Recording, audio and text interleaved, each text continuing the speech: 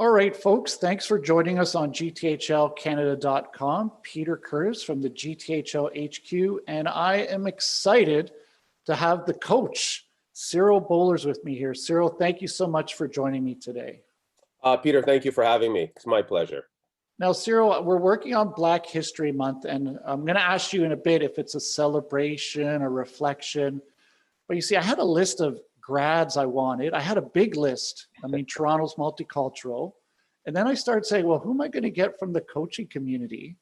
And I don't want you to think you're here by default, but that list was very, very small, Cyril, of coaches that I know of color. I mean, we've been around the game for 25, 30 years now. What happened 20, 30 years ago that led to having not many role models, I guess, in the role of a coach for Black people?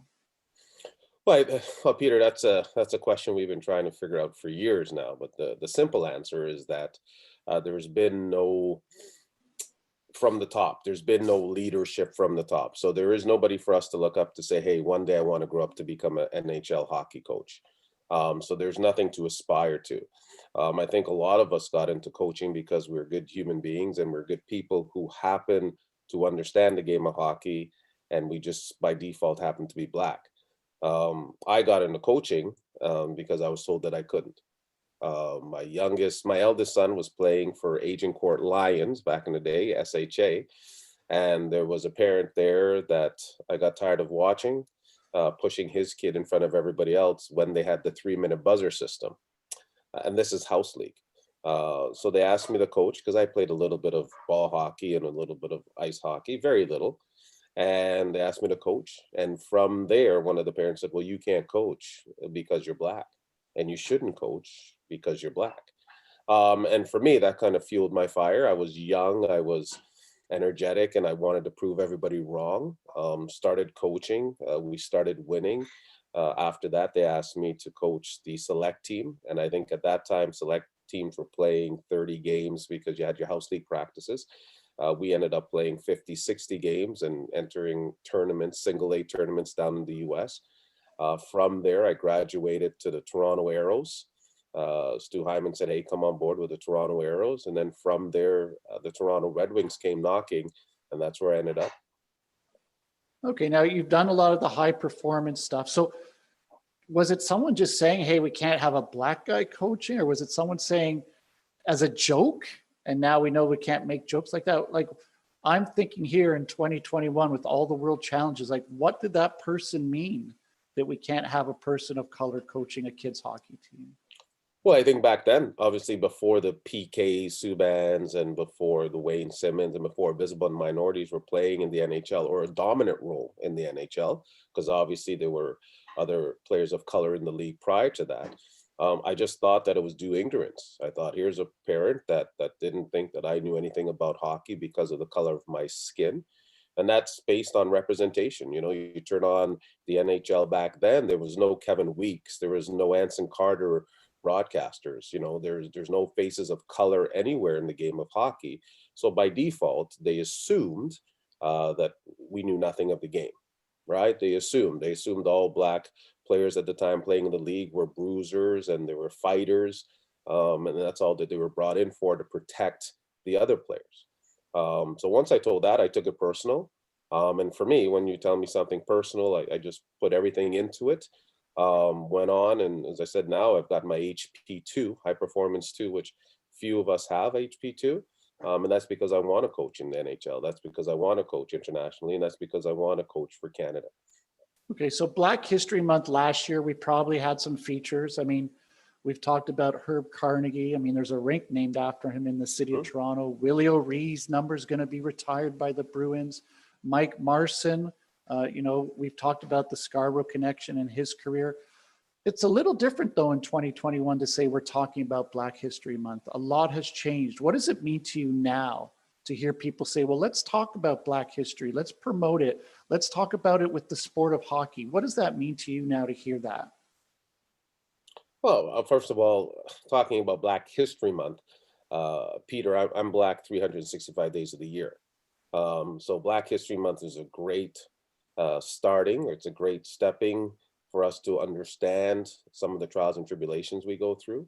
But dealing with the trials and tribulations that Black players or Black individuals have, not only in the hockey rink, but outside of hockey and society, is something that we have to come to terms that, there's more, we need more equality, we need more opportunities, and we need to understand some of the challenges that we have and don't ignore those. Well, I see, and I know you won't have a problem being a role model. I've known you for many years, and I've talked about some of the players. How are we going to get some of the younger players to get into coaching? And it could be white players, but I mean predominantly Black as well. How do we get them into coaching? Because there is that initial phase where you look, I have to do training, I have to deal with parents, I have to deal with growing up and getting a job. Like, how do we get that next generation to get into coaching and becoming a role model? Well, I think it's mentorship. I think that coaches of color should be giving back to the community, should be visible in the communities. Some of us that coach at the high performance level should be working with the house leagues, should be working with the SHAs or whatever, wherever you're living with those house league programs, and should be a face that people understand that, hey, if they can do it, I can do it. I know last week I was listening on the feed, Stuart said, and he said, hey, this is what I did. This is how I became. I told everybody I was going to the NHL, and they were just hurdles in my way. I think for us as mentors, I think we need to show them not only do we want to be hockey coaches, but we want to be pillars in society, and we want to also understand the life skills and understand what it takes to be successful in life. Time management, conflict resolution, accountability, respectability. Those are all things that can help you in life, not just in the sport of hockey. Okay, now I've been following the rise of Team Jamaica, which is a great idea. I mean, the way world sports now is players are following their heritage and their lineage. I even heard they're thinking of building a rink in Jamaica because of the program you put together. Now, that would be a great trip for anybody to go to. But do you think Team Jamaica is going to kind of give everyone in Toronto, maybe Ontario, a little bit more of an acceptance that there are players of color coming together to play hockey? Well, first of all, the challenges that they have in Jamaica is obviously the rink, right? It's securing the land and building the rink, and to be fully sanctioned by the IIHF, you need to have a rink in your home country, and then you need to have a league, et cetera, et cetera. So they've given us a bunch of criteria that we have to meet. A lot of the players that would play on Team Jamaica are from Canada. A lot of them are, their parents were from Jamaica and moved here. So you've got players like the Subans, the Hosangs, the Lindos. Anybody that wants to play for Jamaica is welcome to play for Jamaica, but at the present time, we don't have a rink. So thereas we're not fully sanctioned. I think that, last year we won the Latin Cup, and that sparked a lot of interest in the country and in the program. I think that we are on the right track. I think there's tons of players out there, male and females, for us to have a women's program as well, also a junior program, the U15s, the U16s, the juniors. So we are able to compete because there's a lot of players out there of color that might not be able to afford the game based on accessibility and affordability. And those are barriers that we have to change. Okay, and I know that you've been around with the Skills Black Aces for a long time. Was that little bit of the head start for Team Jamaica? I mean, did you connect with players simply through that program? I mean, they want to play hockey, which is fantastic for Jamaica and represent their parents' heritage. Was that a bit of the impetus to get Team Jamaica going with that program? Well, I think Team Jamaica started with the Phillips family out of Colorado.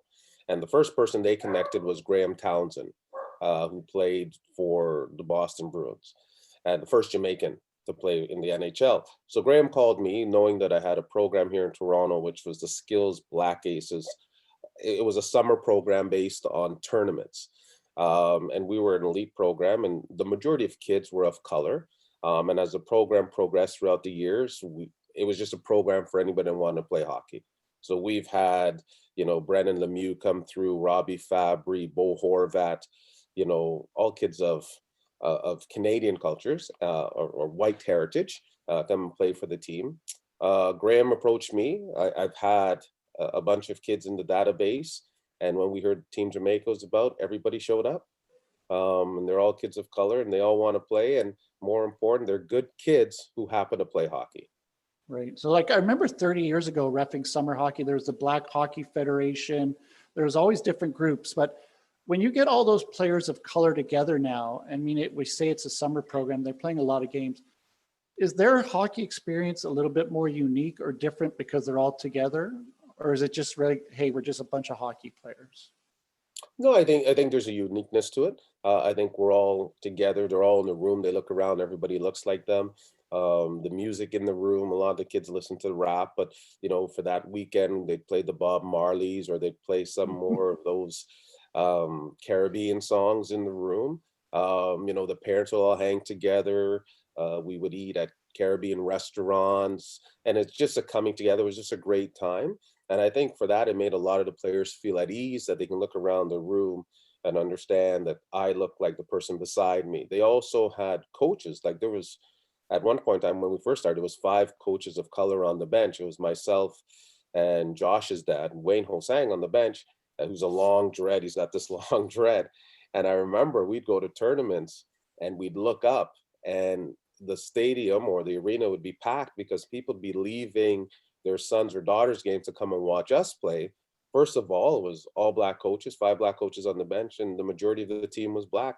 And we were winning. Like, I think we've entered, over the years, 20, 30 tournaments, and I think we lost 5 tournaments.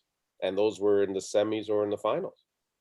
Wow. So it's a great program. Now, I'm taking you a little bit more to your mentorship here. You're part of a whole bunch of programs, Blacks in Sports, Business, the Black Canadian Coaches Association. I mean, there's some sports where I'm sure the numbers are not as low as their hockey, but what are you learning from other sports that might be able to help the GTHL and hockey recruit more coaches of color to try and get involved in this? Through our mentorship programs, we're learning that it's the accessibility and it's the understanding and the education of the program. So for us, we talked about running clinics in high risk or low income communities, and start with ball hockey first and teach them how to hold a stick, teach them how to run up and down. And obviously you can do that in a gym. So the cost of ice isn't a factor, or the climate isn't a factor because you're in a warm environment. From there, graduate to rollerblades. And once they've graduated to rollerblades, once again, that can be done in a gym and in a warm environment.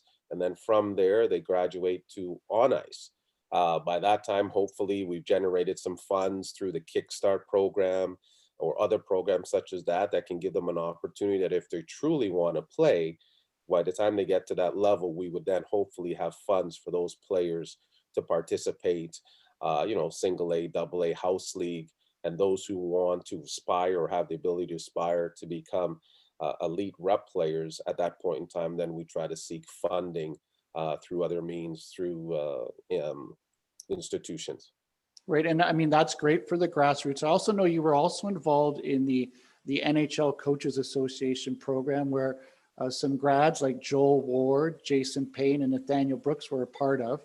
What was their experience as they get into this more elite level? Are they coming to you and saying, Cyril, I thought I knew hockey, but I need a lot more out of this once you get up that chain? Is it intimidating in general to go somewhere and say, Barry Trotz is teaching me about 5-on-5 fundamental hockey, and I'm a grassroots guy? I mean, what's the intimidation factor for some of these young coaches that follow in your footsteps?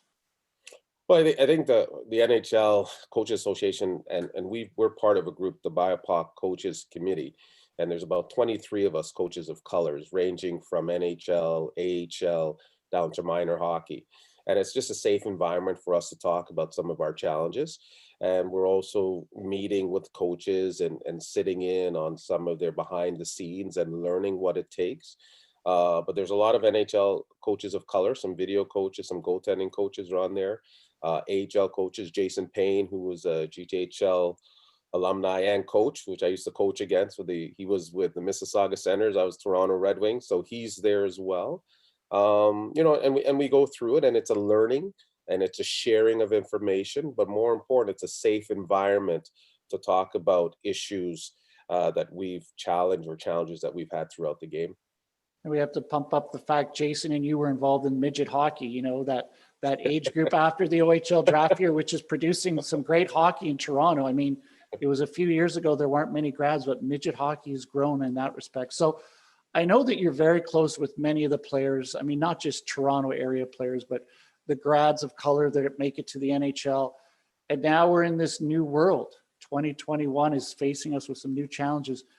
Where do you think the future is going for players of color? I mean, are we going to be in a better spot 1 year from now? Do we have to wait 5 years from now? What's a timeline do you think that we can make some real progress to make the sport more inclusive? For me, I think it's a 5-year plan. Hopefully it's less than 5 years, but I see it changing. I know obviously with the hiring of ex-NHL players now that are in the front offices and with some of the NHL clubs, you know, the Trevor Daly's with Pittsburgh. You've got guys being hired, the Stewart's hired as a skills coach. So there's Joel Ward being hired as a coach with an AHL affiliate. So, you know, I think I'm hoping one day somebody becomes the first Black general manager.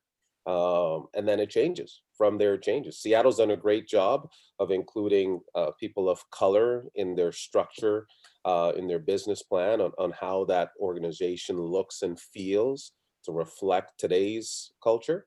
So, I mean, that's a stepping stone. And then there's other NHL teams that are, you know, slowly heading in that direction. Okay, sir, and I've been good to you here. I haven't pushed you, so I'm really going to put you on the spot Okay. here at the end, okay? All right. I know, Cyril, you're a hockey dad. You know, you've been in the rink a long time, 3 kids, all in sports, and you're also now a grandfather, so congrats on that. But I'm going to put you on the spot. Thank you. What is the worst and best part of coaching your own kids in sport?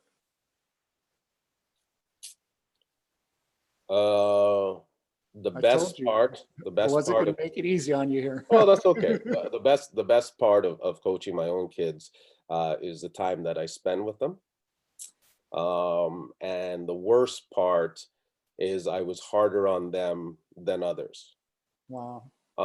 And I thought at times that was unfair to them because I wanted to prove to everybody there was no favoritisms. I wasn't playing a favorite. And at times I believe that they had suffered because I was trying to prove to everybody, you know, should they have been on the ice in certain situations? Yes. And I didn't because I didn't want that perception that I was doing that but they deserve to be there. And I think that that's a double-edged sword. You're spending time with them and you're pushing them to be better and you want them to be better. But in the same token, as a coach, you're also cognizant of what others might be saying. And it wasn't until they got older and were playing, then I realized that they deserve to be on the ice. They will be on the ice. And I didn't want anybody to change mine. But earlier in my coaching career, that was something that was always at the back of my mind. And I think that the 2 boys, CJ Jr. or Cyril Jr. and Kyle kind of suffered because I didn't want people to think of that perception. Yeah, we're always learning as dads and as hockey coaches. It's amazing, Cyril. Now, I hope, Cyril, I mean, I appreciate your time today. You have a granddaughter that I know is going to be on skates soon enough with some great coaching. And I just wanted to thank you for your time here. I mean, I know that you have no problem being called a role model, but I do appreciate the fact that we've got you in the GTHL family as we try to make things better in the hockey world. So thanks for your time today. Peter, thank you. And listen, I also wanted to thank the GTHL for the opportunity, you know, being with them for 8 years with the Red Wings, 2 years with the Toronto Marlboros, and 1 year with the Majors. But the OHF has done a great job in making sure that their branches and everybody is following and doing the right things that they're supposed to do. I think one of my greatest coaching accomplishment was coaching in the Gold Cup. So I've had years of coaching in the Gold Cup, and I think that's when you bring all the graduating OHL players that are draft eligible players together, and you just come together and you're able to teach high performance and you're able to get the message across. And I think that's probably something that I will always cherish, is having that. Well, we appreciate your time, Cyril. We're going to be in this game for a long time, and I hope the world's in a better place because of the work that you put in. Thanks for your time today. Peter, thank you very much. It's been my honor and my pleasure. Thank you.